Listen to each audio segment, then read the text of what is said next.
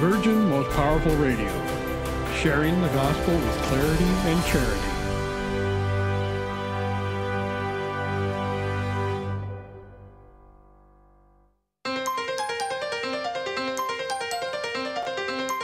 And now, Virgin Most Powerful Radio is pleased to present Hands-On Apologetics with renowned Catholic author and apologist, Gary Michuta.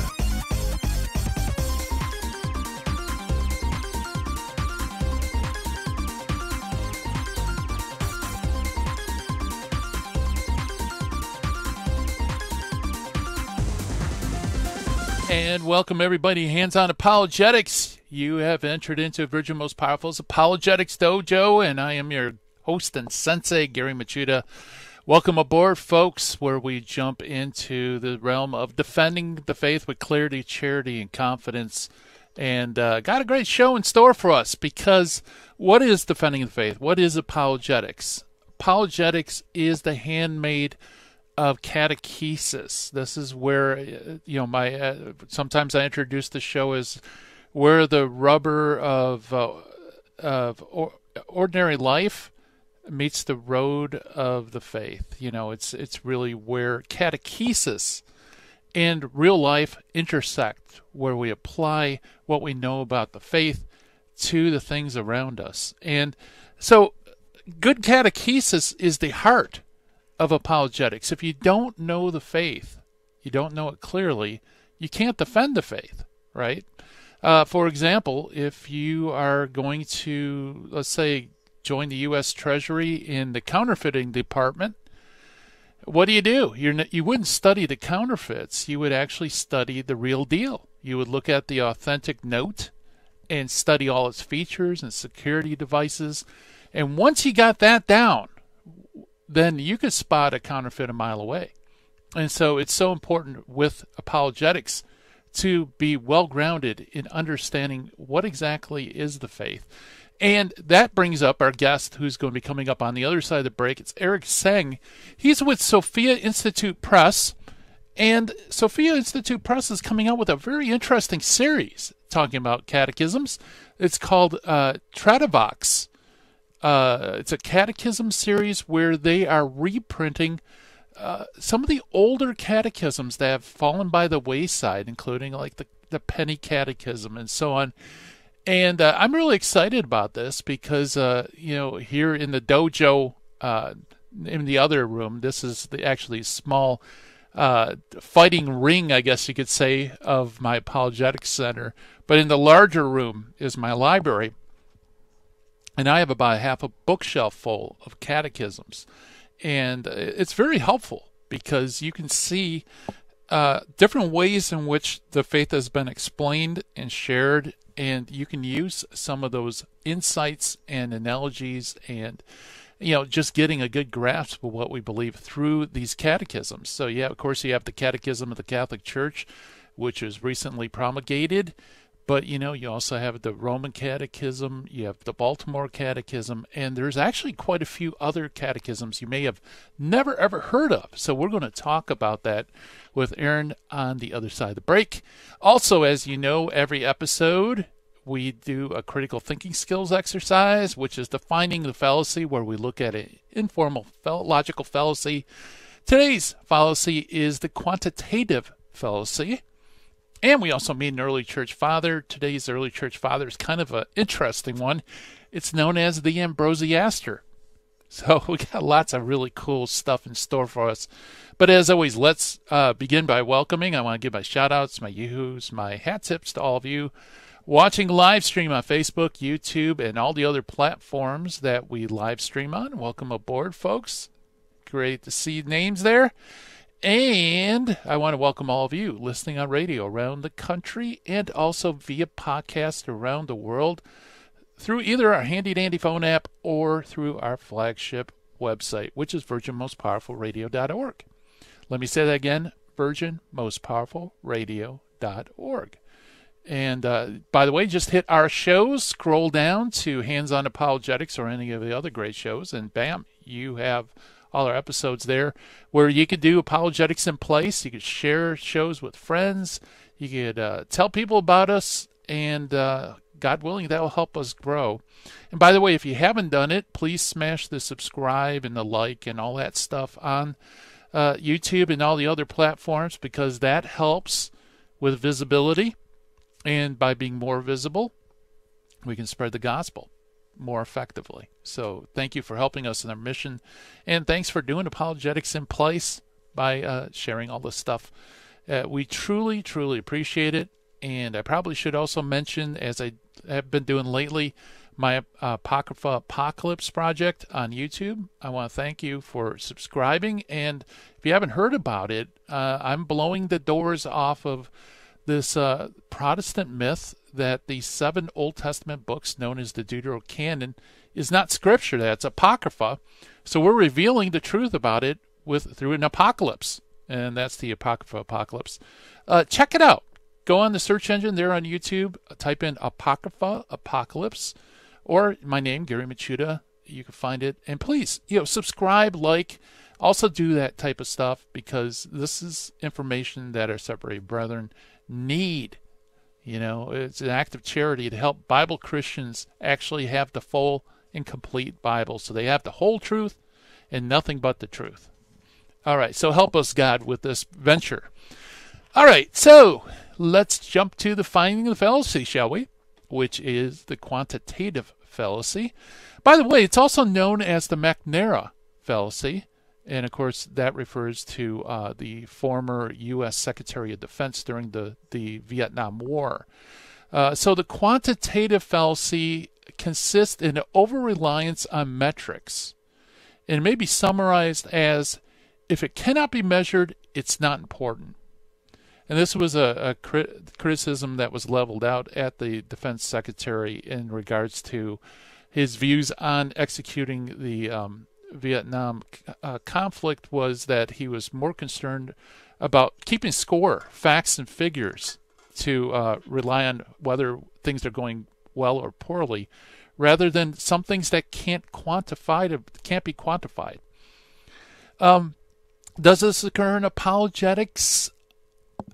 Sometimes it does. I offhand, I can't think of an instance where I ran across it, except for maybe this idea of scientism, where there is a non-believers will sometimes fall into the way of thinking that if it can't be measured, it doesn't exist. So if something can't be scientifically verified, and science is basically a discipline that operates with quantifiable things, it doesn't exist, or it's not important. And so I think it really does ring true there, the quantitative fallacy with the scientism type outlook. Outside of that, I honestly can't think of any examples, but nevertheless, it is a good fallacy to know and be aware of, so that you can keep this in your back pocket. And if someone tries to suggest that only things that can be measured exist, you can point out the quantitative fallacy. So that's our finding the fallacy for today. Let's jump to the Meet the Early Church Fathers. And as you know, every episode we look at an early church father because they're witnesses to the ancient faith. It's actually really, really cool collection of early Christian writings, because the early church fathers are usually fathers. Sometimes they are grave inscriptions. Sometimes they're documents that we don't know who they're written to. And that actually is who the early church father is today. It's known as the Ambrosiaster, or sometimes just Ambrosiaster. Whoever it was, we don't know who Ambrosiaster is, flourished between AD 366 and 384. A work entitled Commentaries on the 13 Epistles of Paul is falsely attributed in antiquity to Ambrose. And it's been preserved in the tradition of his work. So there was this group of writings that were always associated with Ambrose, thought to be written by Ambrose, and it was Erasmus of Rotterdam who gave its unknown author the name Ambrosiaster, that is, pseudo-Ambrose. So that in itself is kind of unique, because usually if we don't know who the author is or we're unsure, we'll put pseudo in front of the name. So it really should be pseudo-Ambrose, but for some reason or other, Erasmus's designation as Ambrosiaster just seemed to catch on. So it's known as Ambrosiaster. The work originated in Rome in the time of Pope St. Damasus I, which is AD 366, 384. It can be dated no more closely. It's part of a manuscript tradition that attributes the commentary of Romans to an otherwise unspecified Hilary, probably believed to be Hilary of Poitiers. Attempts have been made to identify Ambrosiaster with a Luciferian deacon Hilary. By the way, Luciferian here, we're not talking about the demonic modern incarnation, but Luciferian was actually people who followed a schismatic known as, his first name was Lucifer. So it's a Luciferian deacon named Hilary with the political figure known as Hilarion. Hilary and another person that it's been associated with is a person known as the Jew Isaac. It's interesting with that. There's a theory that the Jew Isaac, when he converted to Christianity, later returned to Judaism and made slanderous accusations against Pope Damasus, that they think perhaps these writings came from him while he was a Christian. In considering the Jew Isaac as Hilary and the Ambrosiaster, the conjecture is made that at his baptism he took the name Gaudentius, which in Latin means joy, and it's also the translation of Isaac, which means joy. And so Gaudentius became known as Hilarius, who is Hilary. So that's one theory where it is. So that is our early church father for today, Ambrosiaster. Coming up next, we're going to be talking with Aaron Seng about Tradivox Catechism series. Stay tuned, folks.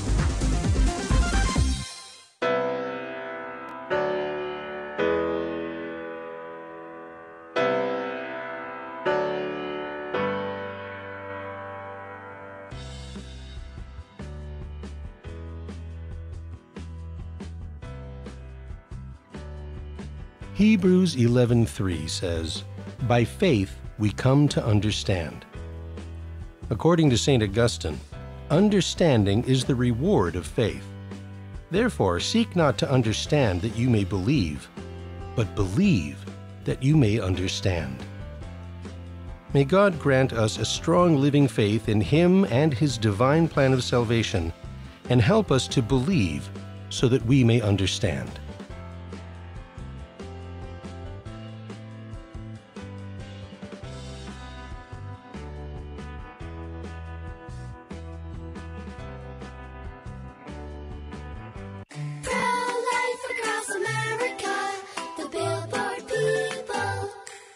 Did you know my mom's gonna have a baby? She is? Will it be a boy? Or will it be a girl? We don't know yet, but we heard the heartbeat and my dad said this is gonna be someone very special. You mean like being a president? Or maybe a doctor? Well, probably maybe like a singer or dancer, I think. Hello, my name is Marianne Koharski. I'm the director of Pro-Life Across America. We know that every baby is a miracle and has the potential to do great things. If you know someone who is pregnant or in need of alternatives or assistance, or would like to support the work of Pro-Life Across America, please call 1-800-366-7773 or visit our website at prolifeacrossamerica.org. Pro-Life Across America is non-political and totally educational. Pro-Life Across America, the Billboard people.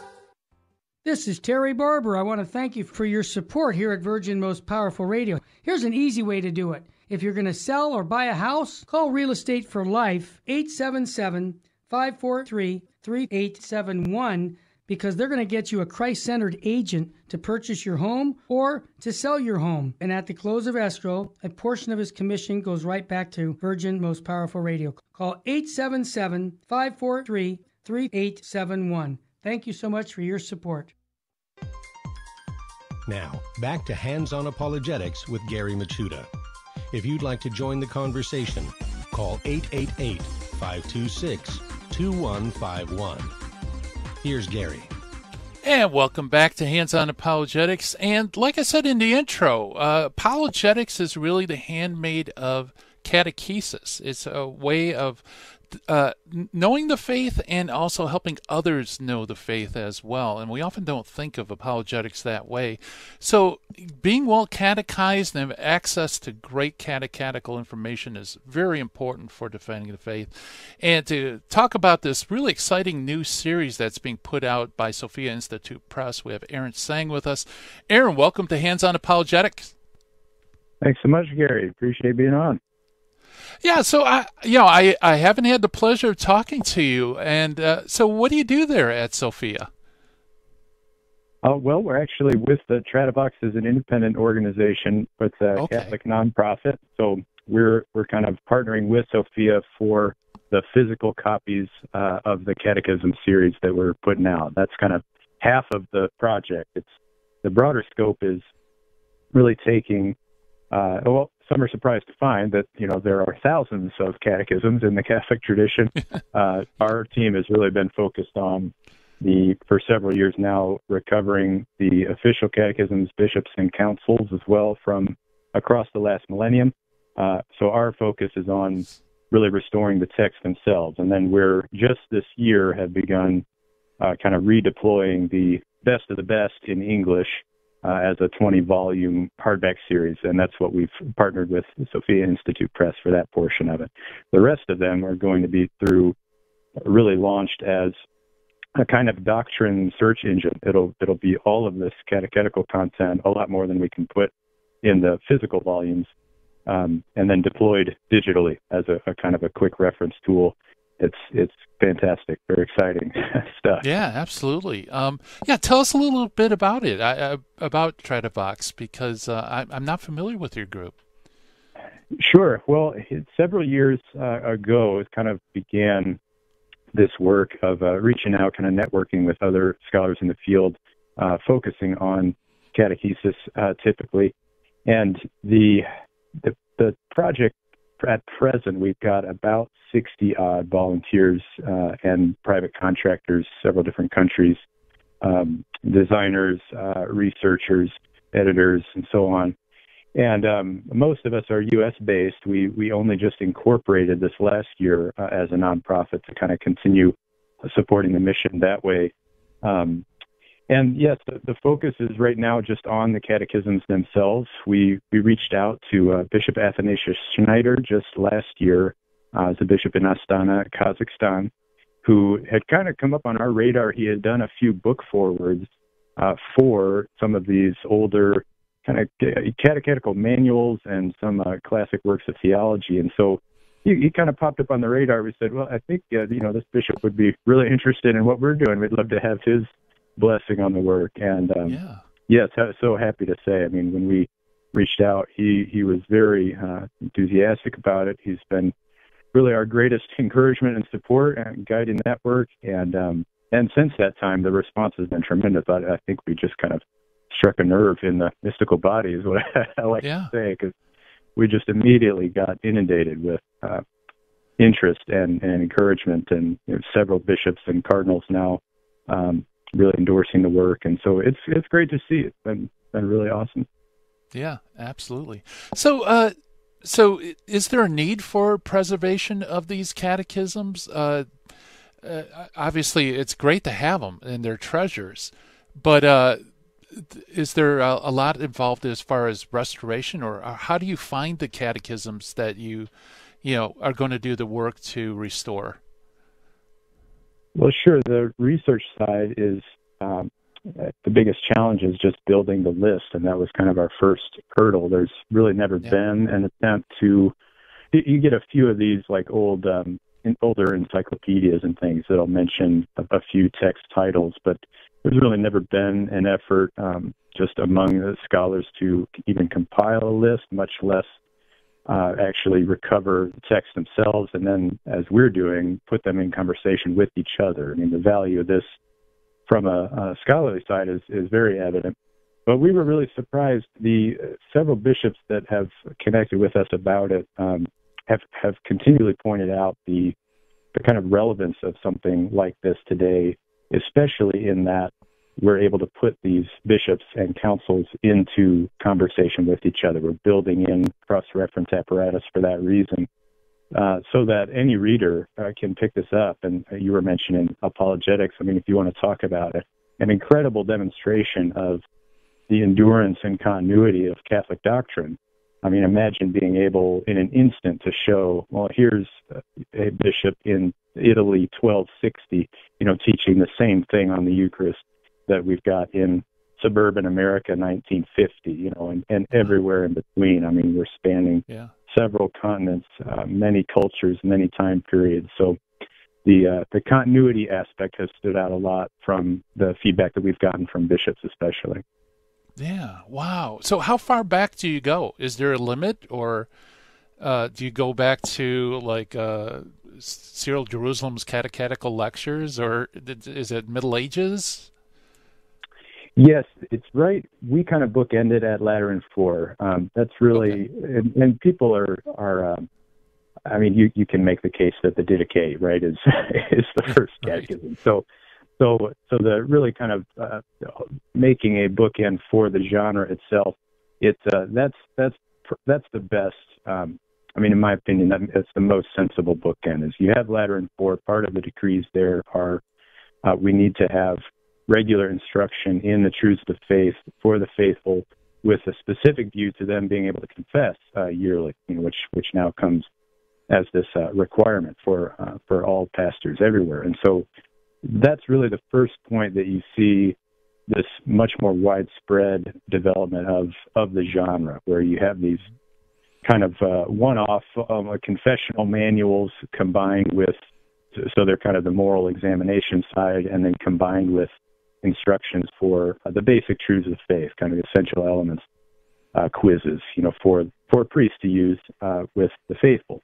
And that's really where the genre begins to grow. Most want to say, oh, it's early 1500s. Some will even say, well, Martin Luther kind of wrote the first. I beg to differ. I mean, the manuscript tradition is a little older than that. So that's our earliest right now. We're trying to track one down that's 1243. We're still trying to find an original yet. But we have one that's a really clear standout, and most of your listeners will be familiar with the great angelic doctor. So we have a catechism of Aquinas, which is really a combination of some of his catechetical lectures, and then really compiled and systematized. It's very brief, but that content, we're talking circa 1260 for that text. So that's around the earliest that we have.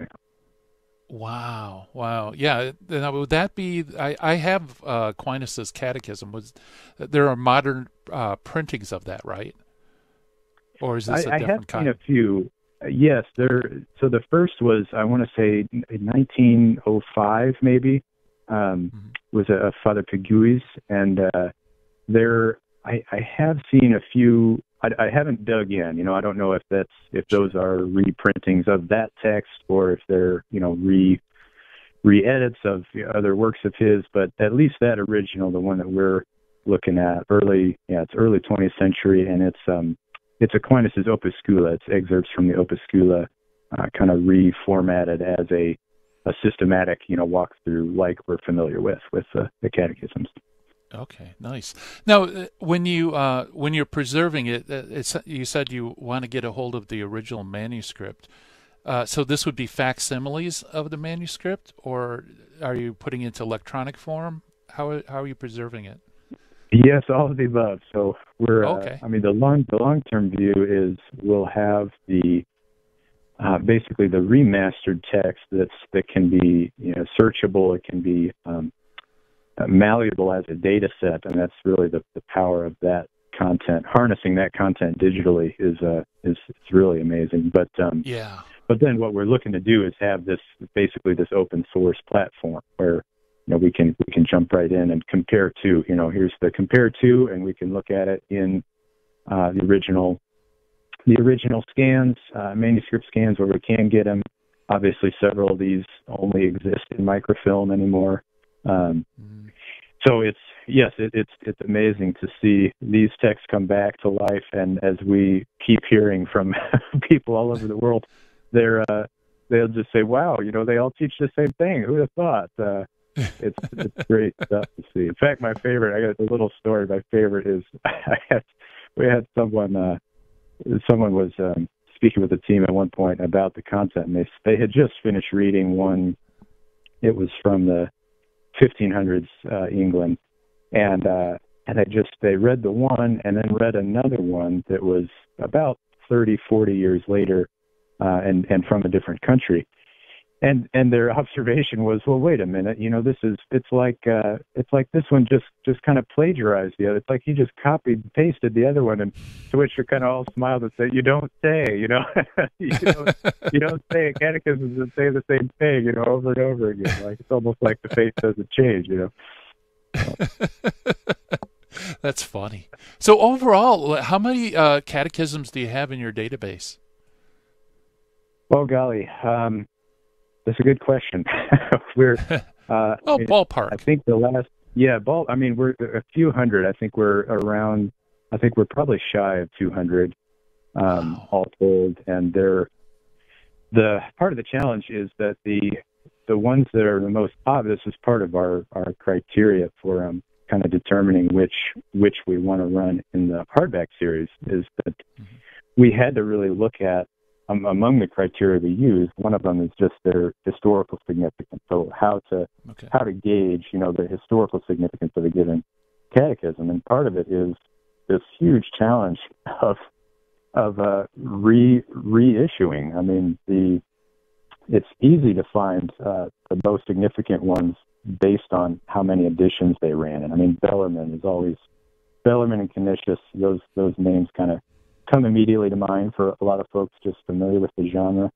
The great catechist of the Tridentine period, Saint Peter Canisius and Robert Bellarmine, and those catechisms, they have gone. I mean, even within their lifetime, they went into dozens of editions. Within the next century, we're talking about hundreds of editions in several different languages. So it's an easy criteria to grab, the historically noteworthy ones that way. But then the challenge becomes which to capture, which of those to capture for reissuance. So in all the prefaces of the volumes, of the hardback volumes, we're at pains to kind of track the story of each one of these texts, because they really do have beautiful stories. I mean, some of these catechisms just themselves have incredibly inspiring background. All right. Well, I hear the music coming up. We are chatting with Aaron Seng of Tradivox, which is publishing catechisms throughout history, and it's a very exciting project. More to come on the other side of the break. You're listening to Hands On Apologetics.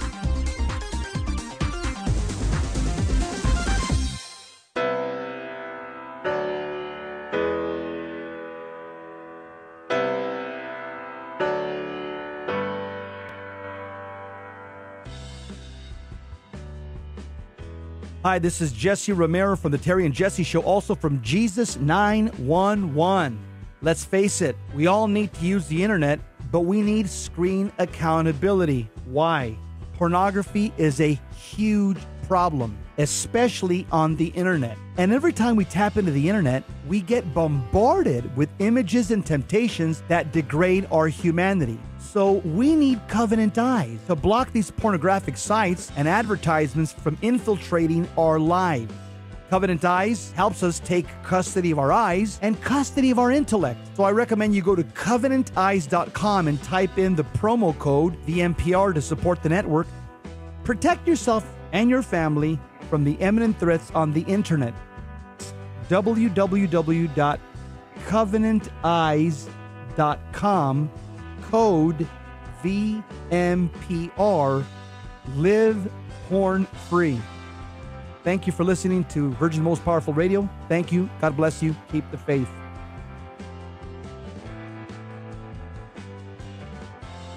If you shop on Amazon.com, there's an easy way to support Virgin Most Powerful Radio. Just visit smile.amazon.com and type in Catholic Resource Center under the desired charity. Now, when you log into your Amazon account and purchase products, a portion of it will automatically go to support Virgin Most Powerful Radio at no cost to you. Thanks in advance for supporting CRC and VMPR, and may God richly bless you and your family.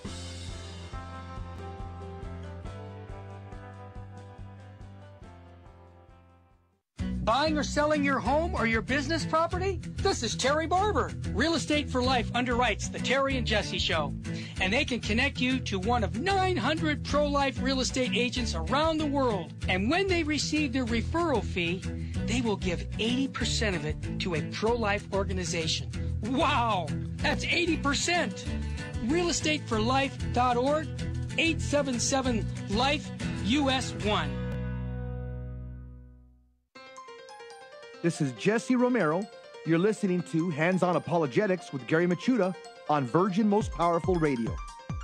And welcome back, everybody. And we're chatting with Aaron Seng on Tradivox, and actually this series that's going to be coming out on Sophia Institute Press, republishing catechisms, and a very cool project indeed. In fact, Aaron, right before the break, I was going to ask you what criteria you were going to use for publication, and you already anticipated me in terms of those that were popular that went through a series of editions.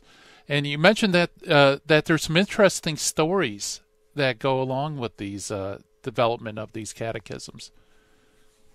Yes, the challenge is picking which to look at. Yeah. That is one thing that we do with the preface in the hardback, at least, is try to paint a picture, where this text originated from, a little bit about the author, and especially because many of these originate. We had to pick something to focus on, so we focused on English language group texts to start. Of course, we get requests constantly for when are we going to have it in French? What about Portuguese? What about Spanish? So looking at this giant reams of this content in every language, every major language, but we're focusing on English. And so many of these texts originate in and around England, particularly the period when mechanized print is kind of coming into its own, which is closely overlaps with, of course, the great Council of Trent, Ecumenical Council of Trent, as well as the Protestant Reformation period. And so a lot of these texts have this common thread of being contraband, frankly. Some of these, especially Volume 1, so our first volume is already out through Sophia. And in the preface there, we tell the story. We've got these 3 catechisms contained in Volume 1. Each of them is right in the immediate wake of the Anglican Schism after Henry VIII's oath, and he separates from Roman unity, and you have right in the wake of that this major kind of influx of heretical doctrines and so on. And so there's this effort to get these catechisms into the hands of the faithful at a time when they're actually rendered illegal. They're illegal to print them. It's illegal to own them. Certainly illegal to author them. So one of the standout stories just from Volume 1 is Father Lawrence Vose, who's this diocesan priest, has a very kind of humble life. He's regarded as just a man of great integrity, of great piety, and then he lives to see, the first generation, really the first wave of English Catholicism in 1,000 years. I mean, it's kind of mind-boggling to think of for us Americans. Think of a country that has been Catholic for 1,000 years, but here's a priest who lives to see that all really change under his feet. And so he's just pleaded with by many, especially Catholic parents, who are trying to find, well, if we aren't going to have regular access to priests to teach the faith, give us some means to have what the medievals often called a mute preacher. You have these texts that could go where a priest couldn't go, where they could hide, where a priest couldn't hide. They could teach when maybe you have a civil governance that outlaws the teaching of the Catholic faith as it was in England. So he writes this catechism, and it goes into huge distribution through the underground the secret press at the time in England. And ultimately he's arrested, and part of the charge brought against him is this question, this fateful question. They call him to interrogation and say, "Are you the same Lawrence Foes who authored a popish catechism in English?" And he admits it. Yes, I am. And this is part of the evidence brought to indict him. He spends the rest of his life in prison. And ultimately dies there. He's regarded as having died a martyr of starvation. Wow. So it's incredible. You get to hold these catechisms in your hand and say, a man regarded writing this as worth the price of his life. And our forebears in the faith regarded this content as valuable enough to risk their own lives. I mean, if you were caught with a catechism like this on your person, you risk the very real possibility of losing your livelihood, if not your own life. Yeah. Wow. Yeah. So this is part of, catechesis, but it's clandestine catechesis. So it's ancient contraband for text. But man, yeah, what a gripping story. Because, like you said, it's not just a catechism, but there's this whole history that surrounds it. It's inspiring stuff. Now, you mentioned that the popular ones go through many editions. Did Vaux's Catechism do the same, or was it just a single printing because of the persecution? Vaux's had a few, and in fact, some of them, it's almost like it had the inverse effect. It was the more hotly contested they were, it was the more editions they went into. That's definitely the case with Robert Bellarmine's texts. I mean, our volume 2. I think Sophia has that one on track for maybe even this next month. You can't quote me there, but volume 2 has one of the great catechisms by the wonderful doctor of the church, St. Robert Bellarmine, patron saint of catechists, and those being catechized for that matter. So he writes 3, in fact, different catechisms, and one of those is quickly adopted as really a subtype of the catechetical genre.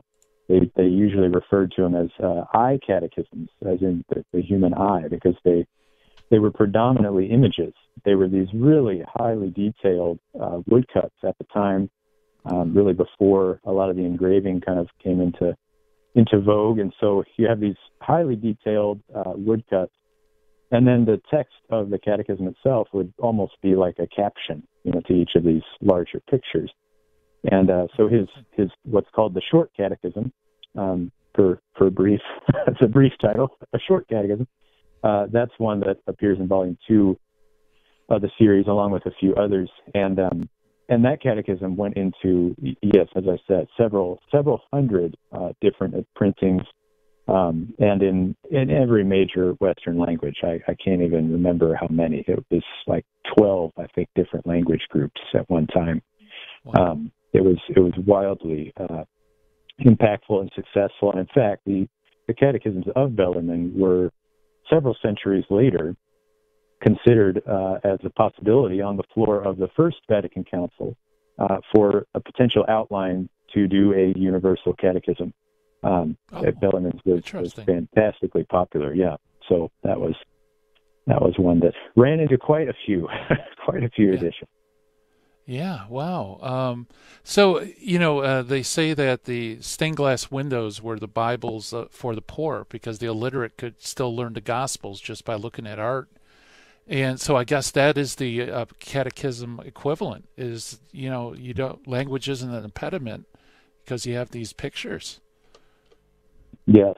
Yeah. And for that matter, I mean, sculpture, there's a lot of, in fact, I can't remember the scholar's name off the top of my head. I want to say it was Netherlands-based, but did work on just fonts, baptismal fonts, because, I mean, point of fact, even in churches that couldn't afford the stained glass, I mean, you had baptismal fonts was pretty standard operating equipment, and so a lot of these fonts were incredibly detailed and had a lot of just packed with theological significance, packed with catechetical details on, what is this? What are the sacraments? What's their role in the life of the faithful? I mean, being able to do that in art, and in this case, in sculpture. So, yes, a lot of that.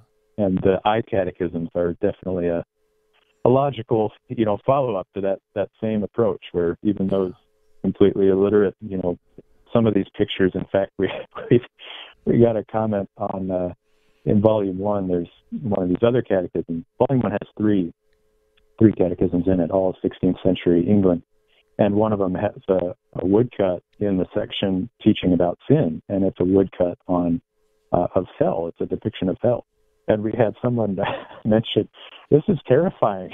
Just to look at the image, you're like, this is terrifying, to look at. And you say, well, you really see the gravity, the seriousness with which sin was regarded. And in this case, could be easily remembered by the illiterate or children.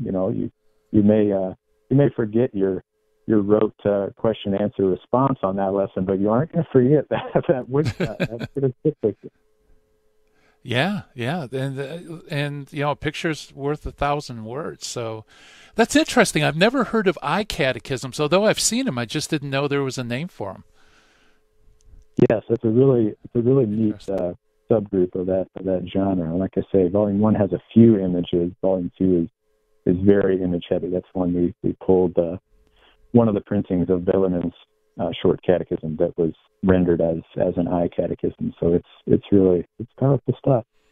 Yeah. So you mentioned one Vow's catechism in the Volume 1 reprint. There are two others. What can you tell us about the other two catechisms? Sure. The other two authors are Bishop Edmund Bonner, and then Father James Ledesma. The bishop is, unfortunately, it's really hard for scholars to dig into Bishop Bonner. He is the Bishop of London, reigning Bishop of London, when the oath of supremacy is first kind of put forward. And he goes into schism. He's one of the all but one English bishops who sign it, who formally forswear the authority of the Pope, recognize the English king as the head of the church on earth, particularly in England. And so he goes into formal schism under Henry VIII. It's for the time of Queen Mary's brief kind of a Catholic reprieve when she comes to power. He's given the opportunity to recant that error, rejoin unity with Rome.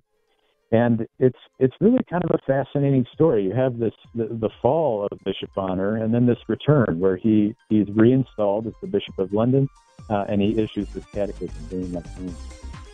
Very good. We'll pause it right there. We're chatting with Aaron Seng about Tradivox Catechism series put out by Sophia. More to come on the other side of the break. Listen to Hands on Apologetics.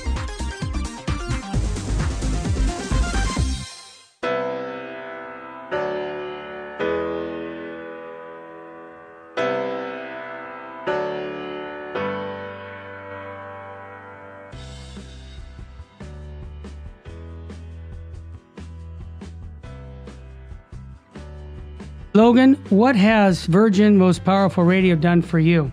Well, Virgin Most Powerful Radio, I got to say, I've been a listener for about a year now, and it's really helped me grow closer to my faith and the fact that I'm listening and I'm getting unsugar-coated, clear, charity with clarity Catholicism. And it has really helped me even, grow so much deeper in my faith as a young man and discern the priesthood and have a love for Jesus Christ. And this is so seen on the Terry and Jesse show on Virgin Most Powerful, the unsugar-coated, clear truth of our Catholic faith that is so lacking today. It's almost like the Terry and Jesse show.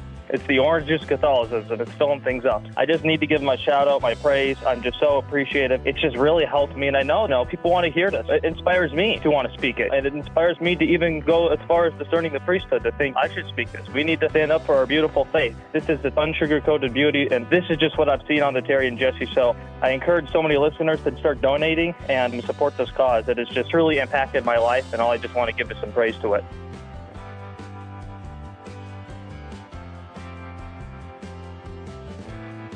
In Luke 7, Jesus said, "I tell you, her many sins have been forgiven her, because she has been shown great love."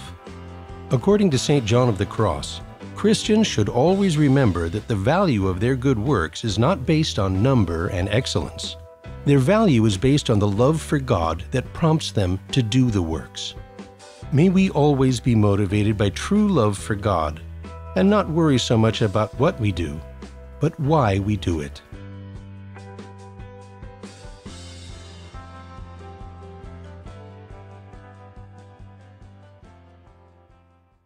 Buying or selling your home or your business property? This is Terry Barber. Real Estate for Life underwrites the Terry and Jesse Show, and they can connect you to one of 900 pro-life real estate agents around the world. And when they receive their referral fee, they will give 80% of it to a pro-life organization. Wow, that's 80%. realestateforlife.org, 877-LIFE-US1. Now, back to Hands-On Apologetics with Gary Machuda. If you'd like to join the conversation, call 888-526-2151. Here's Gary. And welcome back, everybody. We are talking about Tradivox, which is a preserves catechisms of the past. In fact, they came out with Volume 1 through Sophia Institute Press, and which contains 3 old catechisms. We're just talking about the earliest one from Bishop Edmund Bonner. And Aaron, that's really interesting. So it's during the reign of Queen Mary, he comes back to the faith. He reconciles with the church. And so I take it that's when he issues this catechism. That's right. And part of the kind of uniqueness of the text is that it's very clear in the foreword that he writes, which we retain, that he sees it as kind of a reparative work that he needs to do, that he takes personally very seriously about. We've had this influx of these false teachings, and now we have to do this reclaiming kind of work. And part of the very Catholic identifier of that text is that it's issued originally in Latin and English. It's kind of these facing pages. And we just recovered the English in this volume, but it's an inspiring kind of story because it ends with him being re-offered the oath of supremacy under Elizabeth, and at that point, the second time around, he refuses, and he's in prison for it. So kind of these fascinating characters. Ledesma is similar. He's the other author, a Jesuit priest that we recover in Volume 1. He's got a short catechism, has some images in that one, and he's a Spanish Jesuit. His work is not original to England, but rather when the Jesuit missions kind of learn of this catechism, and many bishops, especially the Spanish bishops of the Catalonia region, they kind of endorse Ledesma's catechism. He's a master catechist, and so they endorse his little work. And then word gets around to the Jesuits in England, we've got to have that. We've got a brother Jesuit that has this powerful catechism. This is a few decades after Bonner and Vose. And so, we have to get this one into English. And so they do, there's the English secret press at that time, which is really in full swing under the Elizabethan period. And so they do a translation into English of Ledesma's catechism and then print that locally. No one knows where. They suspect that the print, some of these publishers, we can't even find who they were originally. They just operated in complete anonymity. Many of them smuggled paper into the country to avoid, portage inspections and things. And so this is one of those that, originates in the English secret press, but it's the first English rendering of Ledesma's catechism. And we have that one is also featured, Volume 1. Wow. Yeah, that's fascinating because, it shows that the amount of suffering that went into passing on the faith, all these obstacles, yet catechesis was so important that they would go to such lengths to put these catechisms out. That's very impressive.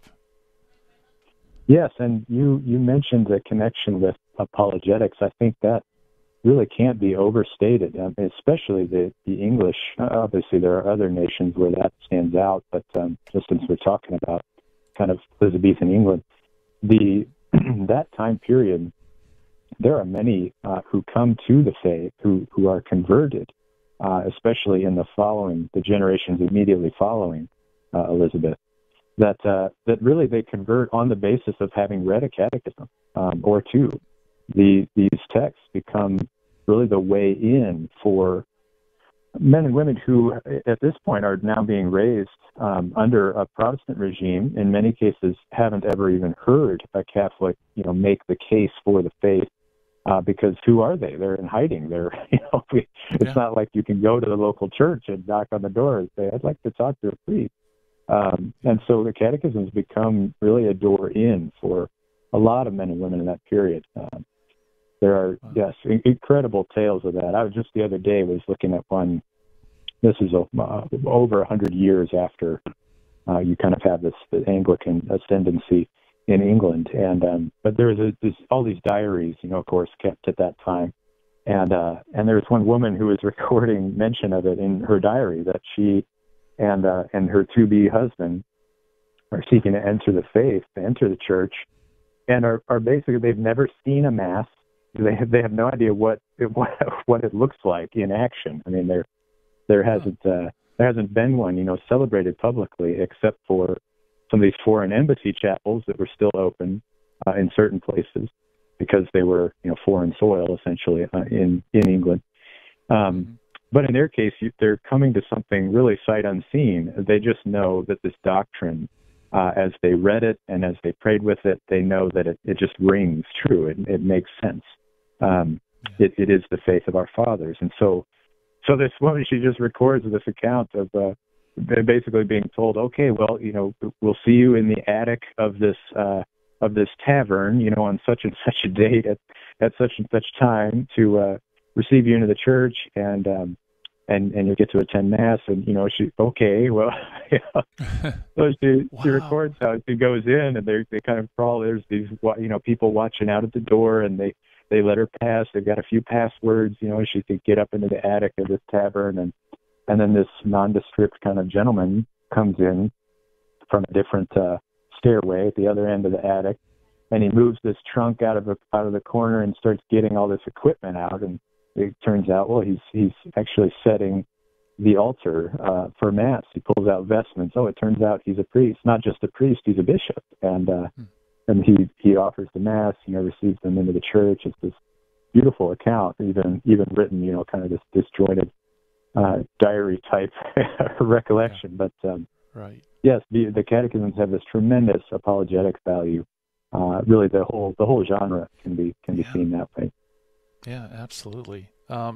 Just gripping history, and something we take for granted today, because we are being persecuted, but it's a very light persecution, nothing compared to, Elizabethan England or under Henry VIII or the other great persecutions throughout history. So, Volume 1, is Volume 1 already in print? Yes, Volume 1 is in print. And 2 will be close to follow, I think, here, probably by the end of the year, I'd imagine, by Christmas as well. But like I said, that'll be a 20-volume series. Sophia's done a neat thing with it, too, by way of building it as a subscription. So there's a lot of folks that,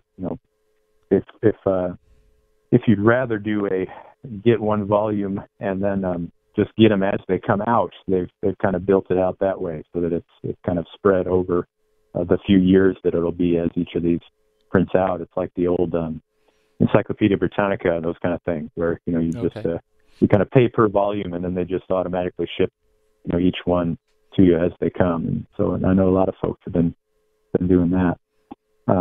We've got a lot of bishops, especially, that are kind of encouraging that, not just from the standpoint of these individual texts being so remarkable. I mean, these are just great treasures. They're monuments, of our heritage of faith, but also from the standpoint of their being able to trace the continuity of the church teaching across all of these different texts. That's one of the really kind of appealing things that we hear from, especially from priests and bishops lately, is that this is something that really helps not just Catholics but non-Catholics see the abiding, the permanent nature of Catholic doctrine. It's Christ's teaching. It abides through all of these times and cultures. In fact, there was a I don't know if we still got time. I could share another little anecdote, but yeah, we got a couple minutes.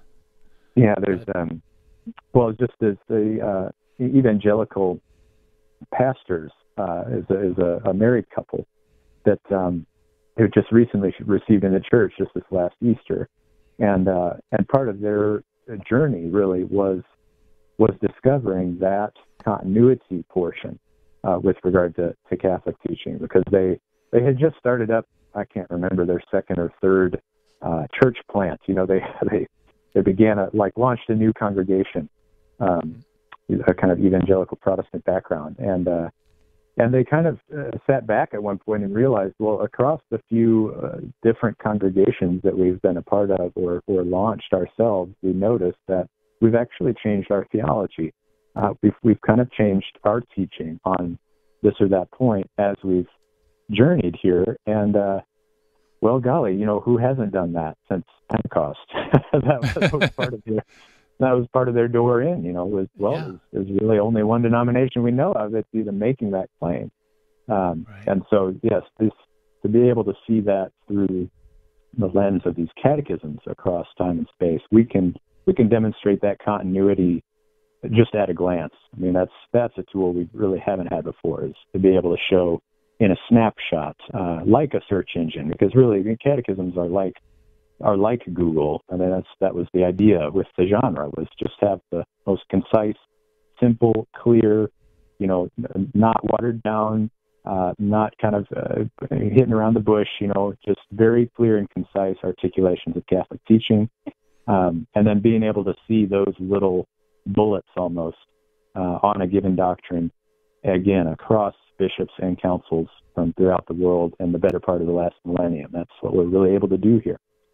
Yeah, and I for one am very grateful for all the work you've done, because, like you said, this is a tremendous resource and treasure, and especially for those who are involved in defending, explaining the faith, because, like I said, it's catechesis, apologetics, it's peanut butter and jelly. The two go together so well, because it's one's really the outreach of the other. So, Aaron, really quick, where can people go to get a hold of copies of Tradivox?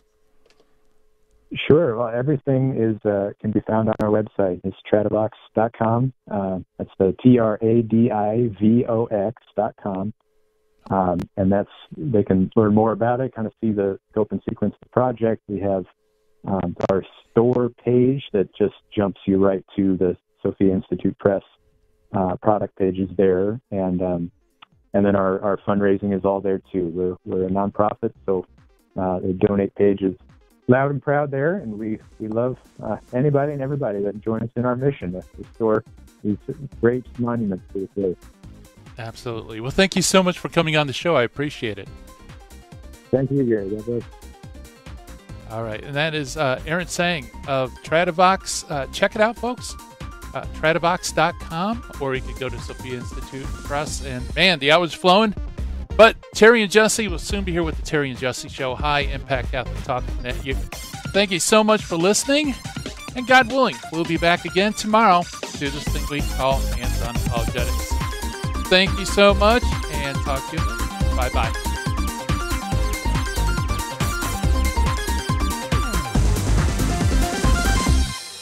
In the 1990s, I lived and worked in Hollywood. But when my wife Betty's mom took ill, we relocated to Orange County. And it was during this time in our lives that I converted to Catholicism. Once my eyes were opened to the truth, I couldn't learn enough about the faith. But I had less free time than ever, especially with a long commute. That's when I discovered the real value of Catholic audio. Listening to cassette tapes transformed my daily commute into a miniature retreat. And that's the beauty of Virgin Most Powerful Radio today. Since the podcasts are archived, you can listen anytime on our smartphone app. I know how listening to Catholic audio can bring you closer to Christ and His Church. So I encourage you to visit the App Store or go to vmpr.org and download the app today. It just might change your life. I'm Matthew Arnold for Virgin Most Powerful Radio.